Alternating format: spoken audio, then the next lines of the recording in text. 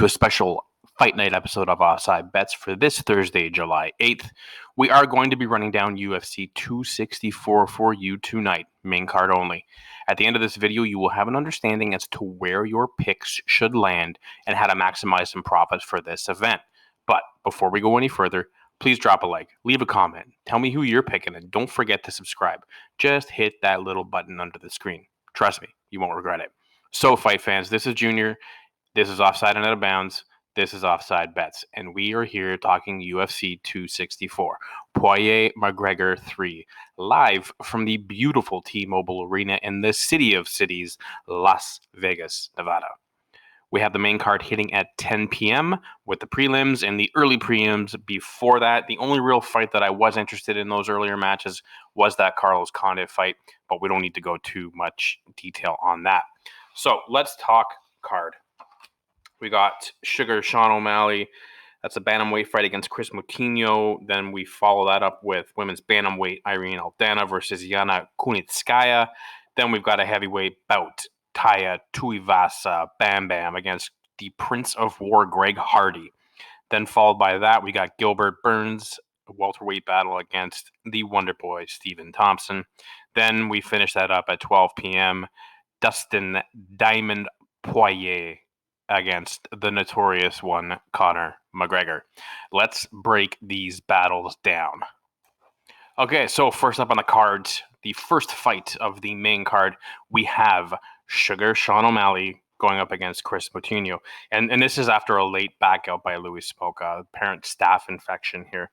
So we've got Sugar Sean, who is 13-1, going up against Chris Moutinho, who is 9-4. Now, you can see, just looking at the tail of tape, that reach advantage is going to be a huge issue in this fight for Moutinho, and I think this might be a quick one. When you break down Sugar Sean's wins, he's got 8 wins via KO, TKO, 2 subs, 3 decisions, and his 1 loss is coming via KO, TKO. On Moutinho's side, he's got 3 wins via KO, TKO, 1 sub, 5 decisions, and then he's got 2 losses via KO, TKO, and 2 subs. I don't think it's going to get to the point where we're going to see a decision here, which tends to be where Moutinho gets most of his wins going those distances. This is going to be a quick fight. You can see there's a reason why Sugar Sean here is favored at minus 1,000. There's not a whole lot of value betting him. So what I think you should sit back in, hope for a nice quick fight so we can get on to the next one. Next on the card, we have Irene Aldana and Yana Kunitskaya, women's bantamweight fight. Aldana is 12-6, going off at a minus 125. And Kunitskaya is 14-5 with 1 no contest at a plus 100. You can see here that everything is pretty similar. Not a whole lot of edges to find here.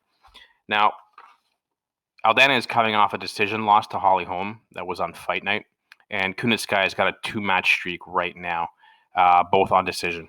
So there is a lot of an even playing ground here. So when we break down Aldana, she's got 6 wins via KO, TKO, 3 subs, 3 decisions, and then her losses, 2 have come by knockout, TKO.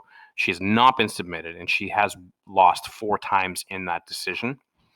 Kunitskaya, she's got 7 wins via KO, TKO, 1 sub, and 6 decision wins. On the other side of her for the losses, she's lost 2 via KO, TKO, 2 subs, and 1 via decision. The way I look at this fight is I feel that Aldana might have learned a bit from that home fight, and I think she's planned up real well for this. So at a minus 125, I don't mind taking a flyer on her, but be careful here because Kunitskaya might have that power to get this done. So it's tough. You're kind of in the middle here. But I definitely am feeling that Aldana is going to get this one done. It definitely will be a fight that's going to go towards a decision, which if it gets that length, it does kind of favor Kunitskaya. Next up, we've got a heavyweight bout. Tai Tuivasa up against Greg Hardy, the Prince of War. Bam Bam. This is going to be a good fight. So Bam Bam Tuivasa is 12-3. going off at a -138, and Greg Hardy is 7-3 with one no contest going off at a +110. Now, when we break down Tuivasa's wins, 11 have come via KO TKO and one decision, and he has lost via KO TKO, one sub, and he has lost via decision one time. On Greg Hardy's side, 6 of those 7 wins coming via KO TKO, and he has gotten one decision. And his losses, he had 1 DQ, 1 KO TKO, and 1 decision. I think this is going to be a pretty big bout. When you look at that reach advantage that Hardy has over Tuivasa, I think that might be a bit too much to overcome unless Tuivasa gets inside on him. Don't know if he's going to be able to do that. I think that this one might be for Hardy, and I am going to back him at a +110. Next up, we have Gilbert Burns, Stephen Thompson, Wonderboy, Torino. This is a welterweight battle. Should be going down around 11:30 p.m. Gilbert Burns is coming in at 19-4 and going off at a +130. And Stephen Wonderboy Thompson is coming in at 16-4-1 at a -160. So you can see here that Thompson's going to have a pretty significant reach advantage. Burns got a little bit of age advantage. Let's break down Gilbert Burns' wins. 6 coming KO TKO. He has won 8 times via submission, and he's won 5 times via decision. For his losses, 2 have come by KO TKO, and twice he's lost on decision. For Wonderboy, 7 wins via KO TKO, 1 sub, and 8 wins via decision. His losses, 1 KO TKO, and 3 times he's lost at the decision point. For Burns, I don't want this going to a decision.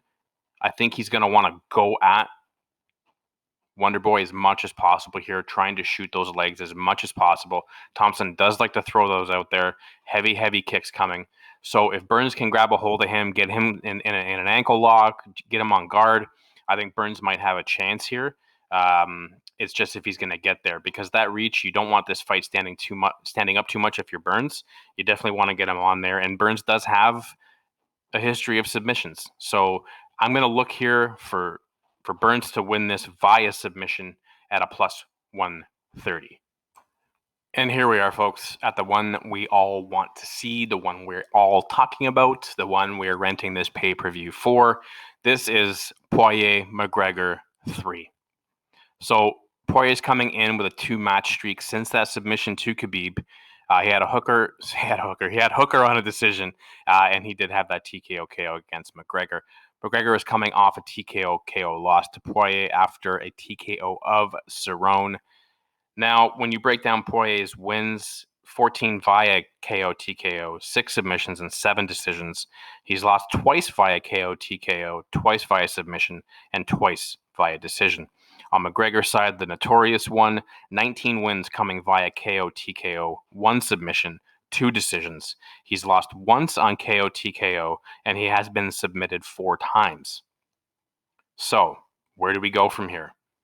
There's not much of an advantage here. This is the 3rd matchup in this series that we've seen.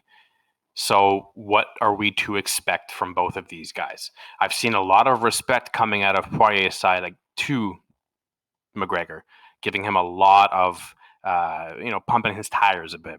And, the Notorious one being as he is, being a little tricks of his trade where he's posting little voice messages on Twitter and trying to get at Dustin and shake him up.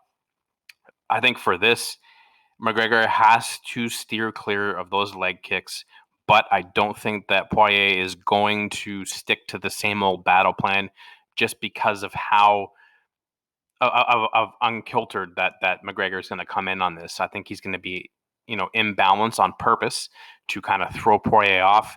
I think he's got to come out and he's got to hit him with something hard. He wants to keep this fight up. As you can see, Poirier likes to get submissions, and Conor is susceptible to those submissions. So I think for this match, for it to go Poirier's side, he's got to keep with those leg kicks and get this down to the ground. For Conor, he's got to keep this up. He's got to keep throwing bombs. He's got to drop that left. I think when you look at the history of these fights and McGregor and these wars that he has with Guy, you go back to that Nate Diaz series had, and that third fight, we all know what happened. It was an absolute war, an absolute battle, and I'm expecting that from this one. But the one thing that a lot of people are saying is that McGregor doesn't have a whole lot of, cheese in the industry anymore because, his pockets are already fat. He doesn't have that hunger. Masvidal said that Poirier had a great camp. So I mean, this is a real tough one. You really have to basically, if you're on a side and you like a guy, you got to go with him. Personally, for me, just because this is the third fight and they are split down the center, I am a backer of Conor McGregor, as is George St. Pierre in this fight. A lot of Hollywood has already chimed in. Stallone is with Poirier. Chris Pratt's with Poirier. I just think that this might be Conor's night. I think he's got his eyes set back on this, and he's ready to start throwing some thunder. So give me on the underdog at a plus 100. Give me McGregor. Wrap it up. Get it done. Thanks for watching, and thanks for joining us. We hope to see you soon on Offside Bets. We are live every Thursday talking sports, picks, predictions, and giving you everything you need for that. So again, thank you for that. Don't forget to drop a like, leave a comment, let me know who you're liking. If you don't like my picks, let me know. And don't forget to hit that little button underneath the picture that's subscribe. That subscribes to our channel. Turn your post notifications on so you know when we are going live at all times. Thanks very much again. Thank you for joining us, and we'll see you real soon.